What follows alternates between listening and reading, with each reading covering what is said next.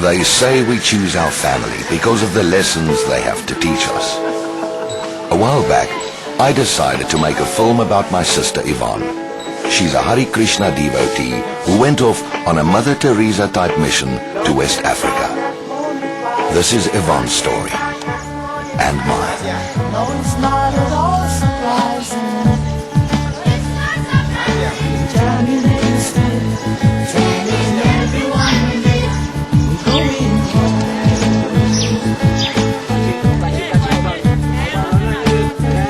we're going home. Noche Tanya's moon is rising. No, it's not at all surprising. Jamming in the street, telling everyone we meet, we're going home.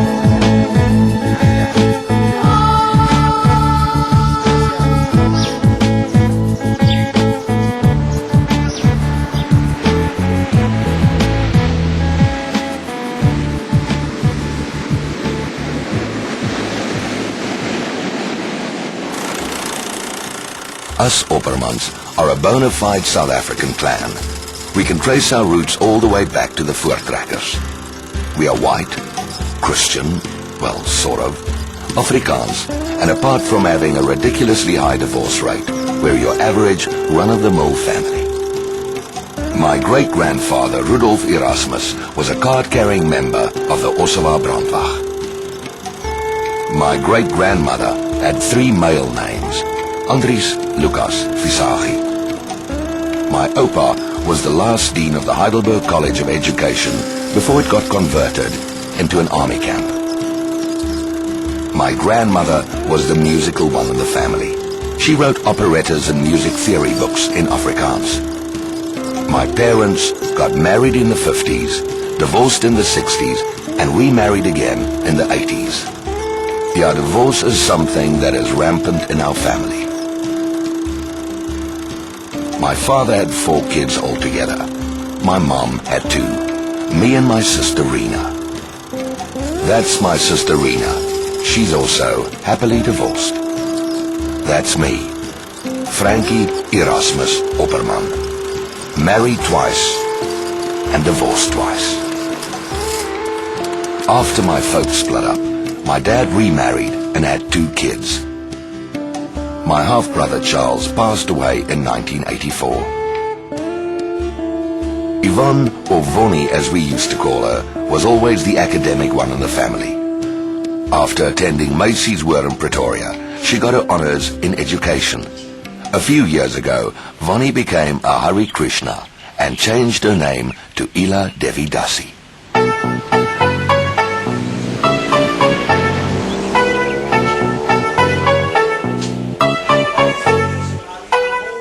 Vonnie has been living in Ghana for the last 3 years, and she came back home to introduce her husband Shastra and their child Ramananda Rai to the family.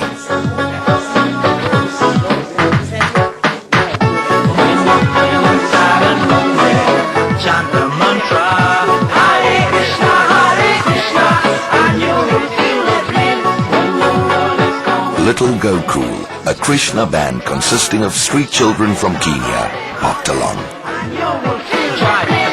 Coming each and every one of you to the baby room. Then we lift up your attitude. You made the right decision, Maya won't get you. You at the right venue, you find the right menu.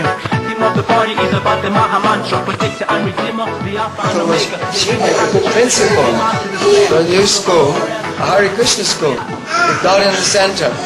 She'd take the same things, maths, arithmetic, all the other subjects can be taught in the school. The main focus would be purpose would be to please Krishna, please God. So she went for it, and then she had to drop to a much low standard of living. Cold water from a bucket bath, and less privacy. I never believed actually that she would go. I didn't order her, so I knew it was her decision. I said it would be nice to open this school in Ghana.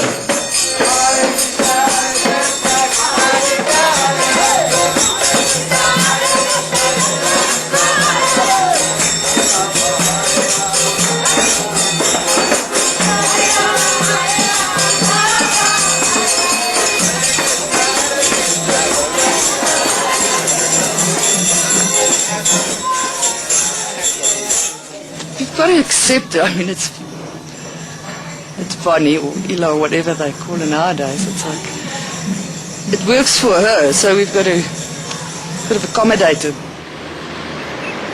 When I was a very small, young child, I was religious as well. I used to like church.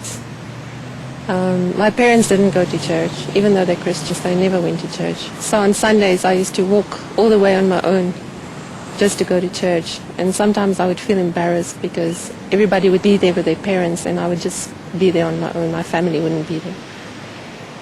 At university, I became very atheistic. I started thinking, there's nothing really. Religion is just a means of oppressing people, saying, oh, you are suffering now, but don't worry. In your next life, you'll go to heaven and you'll be happy. Then I was into nature. I used to go on a lot of walks in the mountains, Drakensberg Mountains, Eastern Transvaal, thinking you'll find things in nature, you'll find happiness in nature.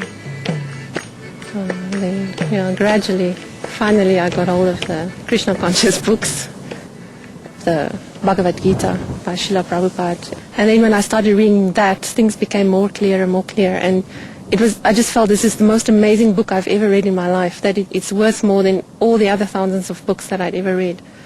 So for 2 years it carried on like that, and I thought, where can I get hold of Hare Krishna? And I couldn't get one anywhere.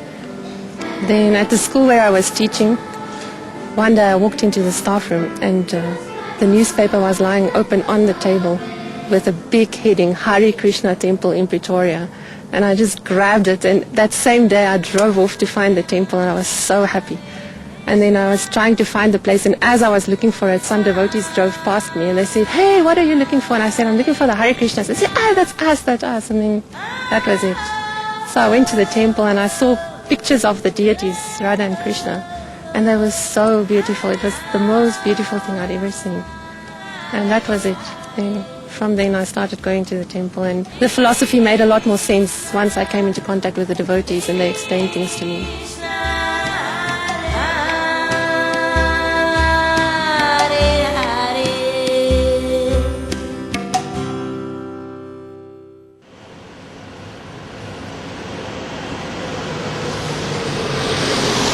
Hey Frankie, your family here?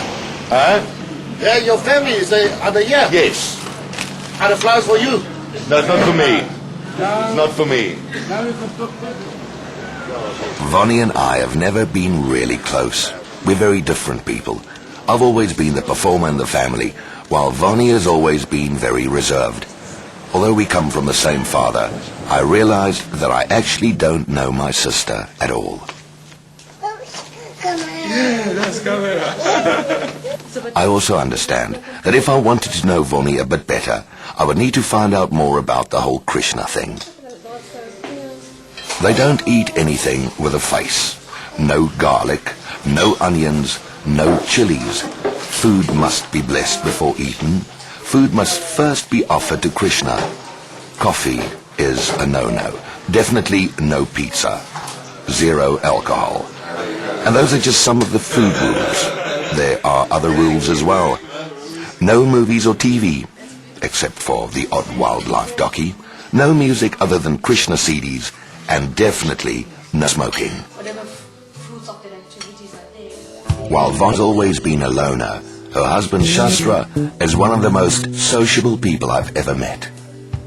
And Ramananda Rai is the first caramel-colored preservative-free Krishna baby in the Opperman family.